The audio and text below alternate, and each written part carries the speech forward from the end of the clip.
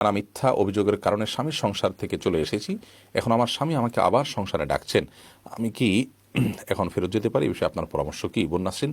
প্রথম কথা হলো যে আপনাদের মধ্যকার সম্পর্ক আছে কি না, একটা হলো যে আপনি চলে এসেছেন, আরেকটা হলো যে আপনাদের মধ্যে বিচ্ছেদ বা তালাক হয়েছে।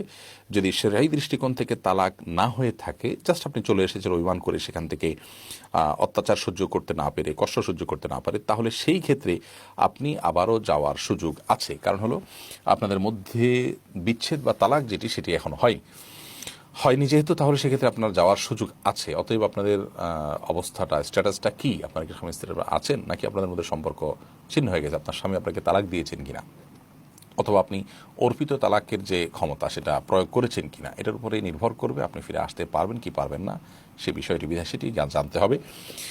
আর দ্বিতীয়ত আপনাকে আমরা পরামর্শ হিসাবে যেটি বলতে চাই, তা হলো আপনার স্বামীর মধ্যে যদি পরিবর্তন আসতে পারে বলে আপনি সুধারণা করে থাকতে পারেন বা করার সুযোগ থাকে, তাহলে সেক্ষেত্রে সেরকম কোনো আলামত পাইলে আপনি আবারও তাকে সুযোগ দিতে পারেন এবং স্বামী স্ত্রী মিলেমিশে থাকার মধ্যেই কল্যাণ।